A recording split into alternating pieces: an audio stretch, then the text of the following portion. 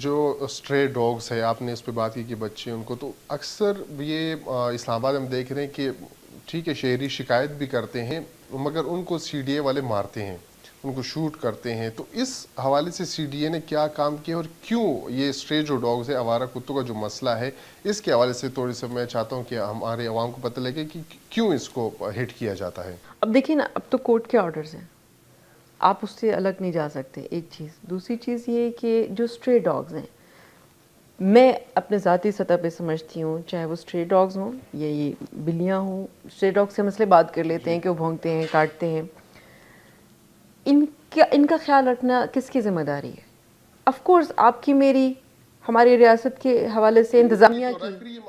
ہاں، اب رویہ کیا ہے؟ رویہ یہ ہے کہ اسٹرے ڈاگس فار ایگزامپل آپ کی گلی میں آ گئے تو آپ کے ارد گرد کے جو بچے ہیں وہ ان کو مارتے ہیں کہ وہ بھونکے گا، پیچھے بھاگے گا. تو اس میں آپ نے کبھی بچے کو سمجھایا کہ آپ یہ غلط کر رہے ہو؟ نہیں سمجھایا نا. آپ نے بچے کو ہاں یہ غلط ہے، پیچھے ہٹ جاؤ، کاٹے گا، اچھا اس کو ہٹا دینا چاہیے، میرے بچے کو نہ کاٹ لے.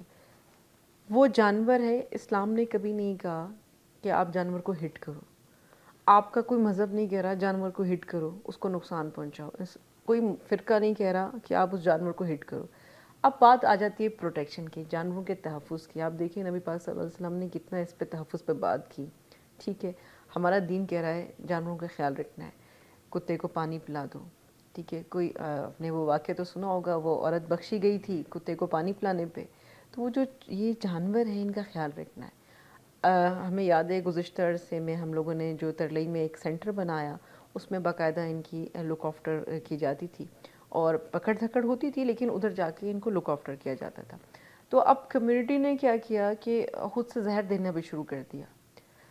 تو یہ غلط رویہ ہے جو کہ جس کی میں وٹنس رہی، اور میں مطلب اس چیز کو مجھے آئی کیم ٹو نو کہ یہ جو کتے مر گئے وہ اس طرح لوگوں نے ان کو زہر دے دیا. تو یہ غلط رویہ ہے. اگر آپ نے اپنے اربن ایریا سے کتوں کو ہٹانا بھی ہے تو آپ وہاں پہ ان کو داخل کرواؤ اور ان کی لک آفٹر کرو. آپ یہ دیکھیں پچھلے دنوں جج کے بڑے اچھے ریمارکس آئے، اور وہ جج نے جو بھی کیس تھا اس پہ کہا کہ اگر آپ کا جانور بیمار ہو جائے گا تو آپ اس کو ڈاکٹر کے پاس لے جاؤ گے یا اس کو مار دو گے؟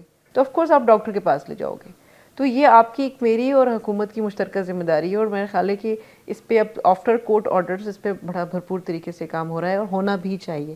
لیکن ایک رویہ تھوڑا سا ان کی طرف مجھے اور آپ کو ڈیولپ کرنے کی ضرورت ہے کہ جب کتا آپ کے گھر کے باہر موجود ہے تو آپ اس کو خواہ مخواہ چڑھاؤ مت. وہ کہتے ہیں نا بلی بھی دیوار کے سر لگ جاتی تو وہ بھی آپ کو ہو جاتی ہے. تو دس از دا تھنگ، آپ اپنا رویہ جانوروں کی طرف تھوڑا بہتر کرو.